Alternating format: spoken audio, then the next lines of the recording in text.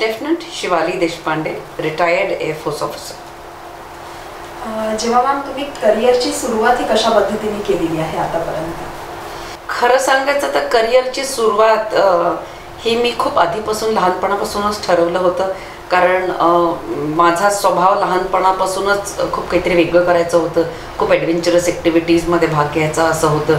मी खूप खेळ खेळायची आणि खूप धाडसी प्रवृत्तीची होती मी लहानपणापासून.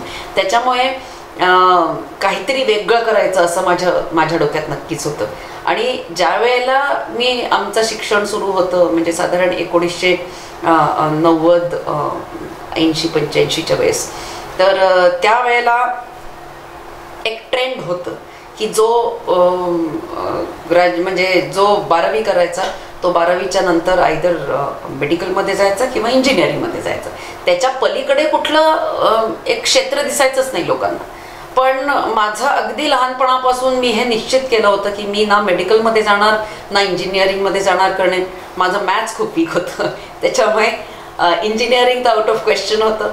आणि मेडिकलमध्ये खूप चिकाटी लागते, खूप अभ्यास लागतो, खूप वर्ष लागतात. आणि त्याच्यानंतर कुठे तुम्ही डॉक्टर होता, डॉक्टर होऊन पूर्ण नाही चालत, तुम्हाला PG करावं लागतं. त्याच्यामुळे इतकी चिकाटी माझ्यात अभ्यास करायची नव्हती. मी खूप एक म्हणतात ना सतत काही ॲक्टिव्हिटी हवी, सतत काही असं धाडसी काम हवं, अशा प्रवृत्तीची मी लहानपणापासूनच होती. त्याच्यामुळे मला असं काहीतरी हटके करायचं होतं. आणि माझे वडील हे सैन्यात असल्यामुळे त्यांचं आयुष्य मी बघितलेलं आहे. त्यांचं चॅलेंजिंग जे आयुष्य असतं, त्यांचे जे ॲडव्हेंचर्स असतात ते मी बघितलेले होते. जरी मी त्यांच्याजवळ राहिली नाही, मी इथेच राहिली नागपूरला शिक्षणासाठी माझ्या आजी आजोबांच्या जवळ. आणि माझे वडील जिथे जिथे त्यांची पोस्टिंग व्हायची सैन्यात असल्यामुळे ते आर्मीमध्ये ऑफिसर होते. आणि त्याच्यामुळे मग ते जिथे जिथे असायची त्यांची पोस्टिंग ते तिथे तिथे जायची. पण सुट्टीमध्ये मी आवर्जून त्यांच्याकडे जायची, ते जिथे असायचे तिथे.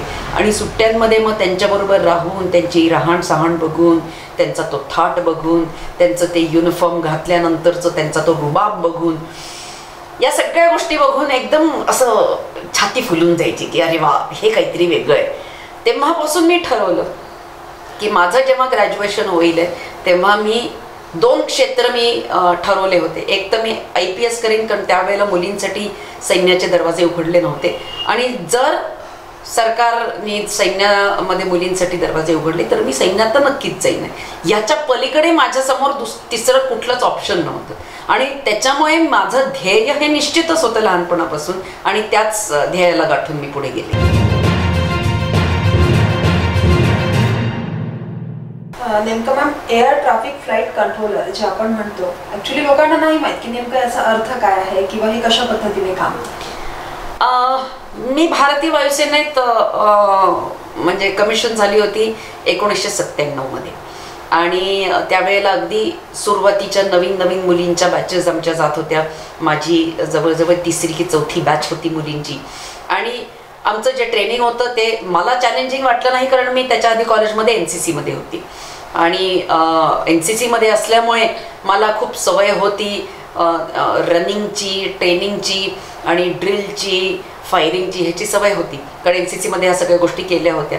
आणि आणखीन एक गोष्ट सांगू इच्छिते, खूप छान वाटेल तुम्हाला ऐकून, की मी NCC मध्ये पण 1993 मध्ये भारताची सर्वश्रेष्ठ महिला कॅडेट ही निवडल्या गेली होती रिपब्लिक डे परेडमध्ये, जी दिल्लीला होते 26 जानेवारीला.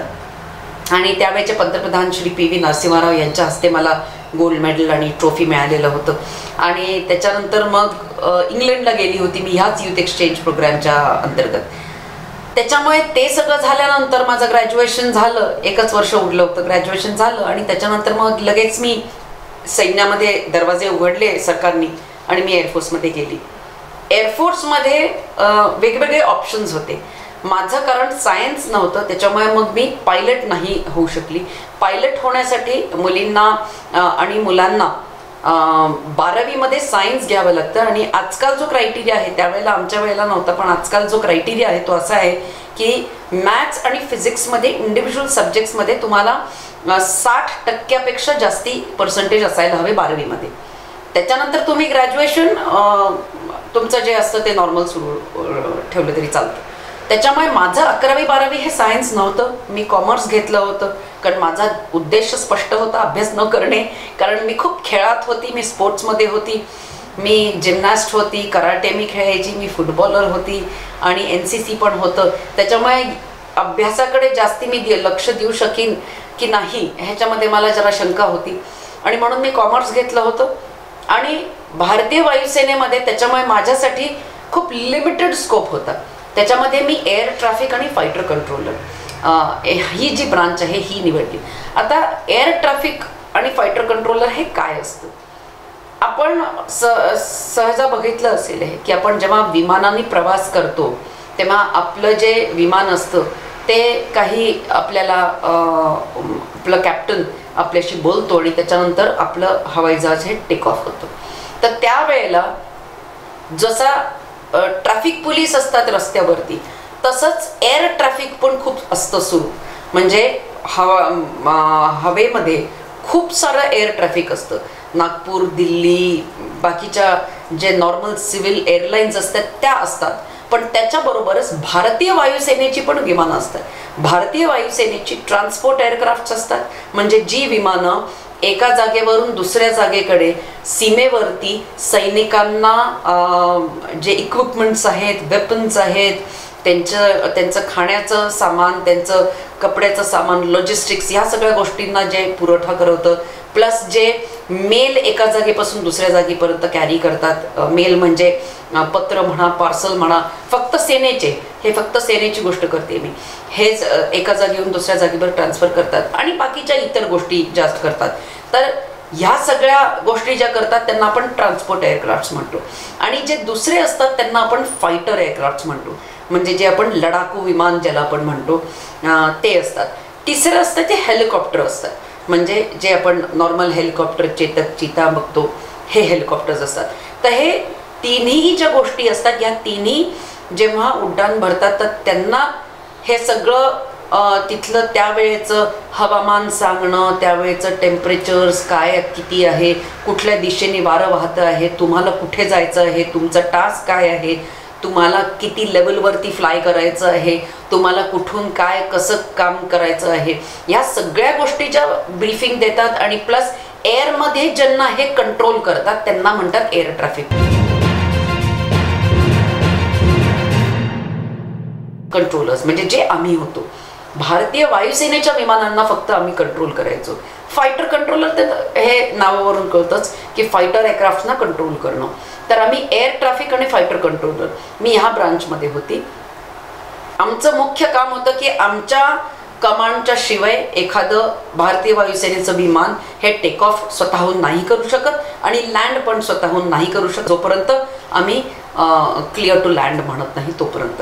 त्याच्यामुळे विमानाने एकदा टेक ऑफ केल्यानंतर ते पूर्ण काम त्यांचं जे दिलेलं आहे ते काम करेपर्यंत आम्ही त्यांना कंट्रोल करत राहतो. आणि जोपर्यंत ते आमच्या एअरस्पेसमध्ये असतात, आमच्या एअरस्पेसच्या बाहेर गेले, कुठल्या दुसऱ्या एअरस्पेसमध्ये गेले, दुसऱ्या कुठल्या शहराच्या एअरस्पेसमध्ये गेले तर तिथल्या ATC च्या कंट्रोलमध्ये असतात ते.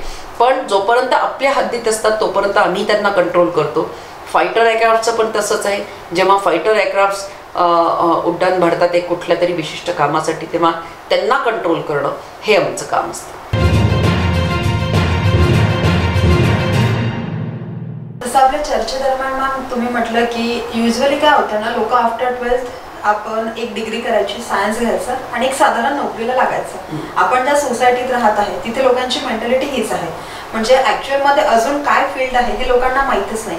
तर जेव्हा तुम्ही ही फील्ड निवडली की हां काहीतरी आपण सैन्यात जायचं, आता ऑब्व्हियसली घरचे पॅरेंट्स त्यात असल्यामुळे तुम्हाला घरच्यांचा आता कधी नकार आलाच नसेल, पण सोसायटीकडून तुम्हाला कधी नकारात्मकतेचा एक वाटलं त्यांना की हां खरंच मुलगी करू शकते का? सोसायटीकडून मला, मी खरं सांगू, मी अशी मुलगी नाहीच आहे की जी लोकांचं म्हणणं ऐकेल. लोक म्हणतात म्हणून मी कुठली गोष्ट करायची किंवा लोक म्हणतात म्हणून मी कुठली नाही गोष्ट करायची, ह्या गोष्टीकडे लहानपणी मी जेव्हा माझं स्वप्न हे बघत होती त्यावेळेला मी लक्ष नाही दिलं. आणि सोसायटीकडून नकार नाही आला पण खूप जास्ती प्रोत्साहन पण नाही मिळालं. म्हणजे लोकांनी खूप अरे वा वा वा सैन्यात चालली तू, अरे वा खूप छान, अशा गोष्टी पण आल्या नाहीत, फार कमी आल्या तर उलट अशा गोष्टी जास्ती आल्या आणि ते माझ्या आईवडिलांना आल्या आणि मुख्यतः माझ्या आईला आल्या की अगं पोरीला तू सैन्यात पाठवतेस, कशी राहील पोरगी, सैन्यामध्ये काय काय होतं आपल्याला काय माहिती, कसं करेल ही. पण माझी आई ही तेवढीच म्हणजे ती एका अधिकारी, सैन्यातल्या अधिकाऱ्याची बायको होती आणि ती तेवढीच कणखर होती, ती तेवढीच शूरवीर होती जेवढे माझे वडील होते. आणि त्याच्यामुळे ह्या दोघांनीही मला तेवढंच प्रोत्साहन दिलं, तेवढाच त्यांच्या दोघांमध्ये उत्साह होता की नाही, तू जे निवडलं आहेस ते तू मार्ग तो शोधायलाच हवा आणि त्या मार्गावरती तू जायलाच हवं. एकदा निवडलेला मार्ग हा गाठायचा असतो. त्याच्यामुळे समाजाकडून नकारात्मक भाव नाही आला, पण एक क्वेश्चन मार्क जरूर आला, एक डाऊट जरूर आला की कशा करतील आहेत मुली.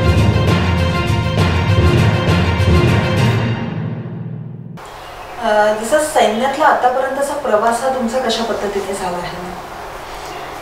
खरं सांगायचं तर सैन्याचा जास्ती प्रवास माझा झाला नाही, कारण आमचे इनिशियल बॅचेस होते. मी तुम्हाला आधीच सांगितलं की माझी 3री किंवा 4थी बॅच होती आणि 3री 4थी बॅच असल्यामुळे काय होतं की आम्ही नवीन होतो आणि सरकारचं अजून नक्की काय ते ठरलं नव्हतं. त्याच्यामुळे आमचं शॉर्ट सर्व्हिस कमिशन होतं.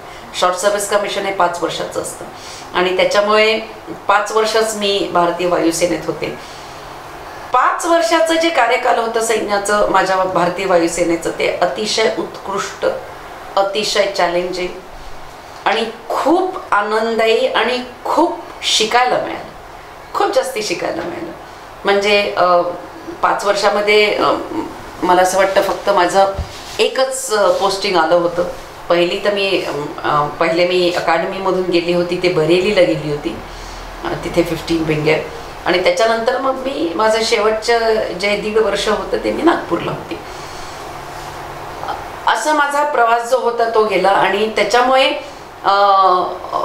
बरेलीला मला खूप चांगलं ॲटमॉस्फिअर मिळालं. इथे नागपूरला पण खूप सुंदर ॲटमॉस्फिअर मिळालं आणि 5 वर्षामध्ये जेवढं काही एका व्यक्तीची इच्छा असते उपभोगायची तेवढं मी उपभोगलं.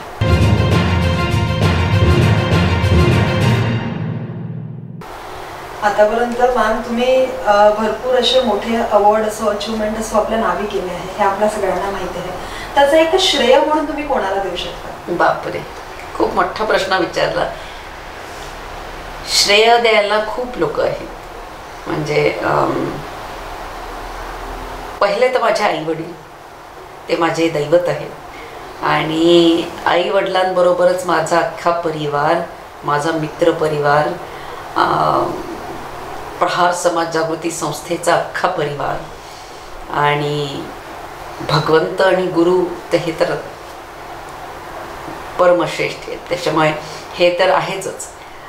ह्या सगळ्यांबरोबरच खूप मोठं मला प्रोत्साहन मिळालं आणि खूप हातभार लागला माझ्या उत्साहाला, तो म्हणजे नागपूरकरांकडून.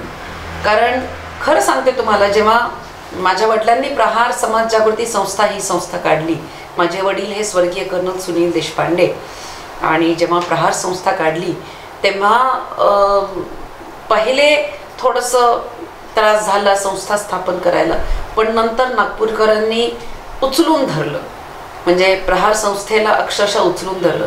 त्याच दरम्यान मी भारतीय वायुसेनेत गेली. संस्था ही स्थापन झाली 94 मध्ये आणि त्याच दरम्यान मग त्याच्यानंतर मी भारतीय वायुसेनेत गेली आणि त्याच्यानंतर माझा कार्यकाल संपल्यानंतर 5 वर्षाचा मी स्वतःच्या आयुष्याला प्रहारला सोपवून दिलेलं आहे. त्याच्यानंतरही मी बघितलं आजपर्यंत की नागपूरकरांनी इतकं प्रोत्साहन दिलेलं आहे, नागपूरकरांनी इतकं प्रेम दिलेलं आहे, नागपूरकरांनी इतकी साथ दिलेली आहे ह्या संस्थेला की मी नागपूरकरांची सदैव ऋणी राहीन आणि नागपूरकरांना अक्षरशः शतशः नमन.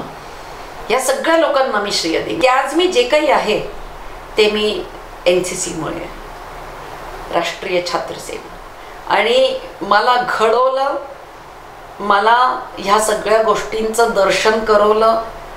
आज मी राजपथवरती 26 जानेवारीला मार्च करू शकली, मी पंतप्रधानांकडून मेडल घेऊ शकली मी त्यावेळेचे राष्ट्रपती, सगळे मंत्री ह्यांच्या सगळ्यांच्या घरी आमची टी पार्टी झाली होती आणि राष्ट्रीय छात्र सेनेमुळेच मी इंग्लंडला जाऊ शकली.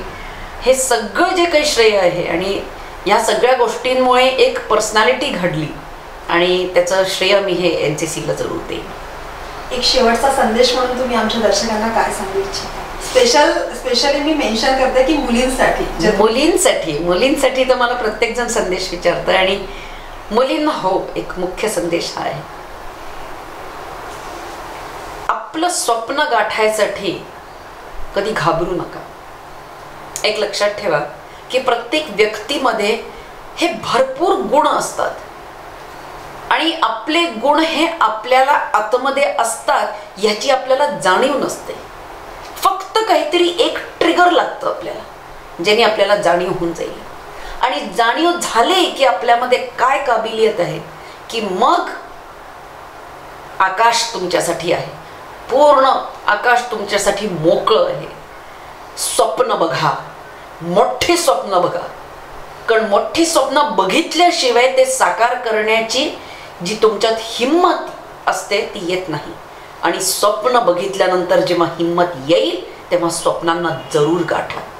मी मुलगीच आहे, मी अशीच आहे, माझ्यात ताकद नाही, मी अबला आहे, ह्या सगळ्या गोष्टी विसरून जा. आज मुलींनी काय नाही केलेलं आहे हे आठवा. आज मुलींनी ऑलिम्पिक गेम्समध्ये आपलं नाव कमवलेलं आहे. हॉकी टीमला, आपल्या देशाच्या विमेन्स हॉकी टीमला बघितल्यानंतर तुमच्या सगळ्यांच्या अंगात जोश यायला हवा. म्हणजे जे हिंदीमध्ये म्हणतात ना, रोंगटे खडे कर दे ना, ते त्या टीमला बघून आपल्याला मिळतं. काय अप्रतिम ती टीम खेळली. खेळ PV सिंधू आहेच, बाकीच्या आहेच, पण ह्याच्या बरोबरीने आपण पण स्वप्न बघू शकतो, आपण पण ती उंची गाठू शकतो, कारण आपल्यामध्ये पण ती ताकद आहे, आपल्यामध्ये पण ती काबिलियत आहे. त्याच्यामुळे स्वतःला ओळखा, स्वतःच्या गुणांवरती काम करा आणि जग काबीज करायला निघा. पूर्ण जग तुमचं आहे.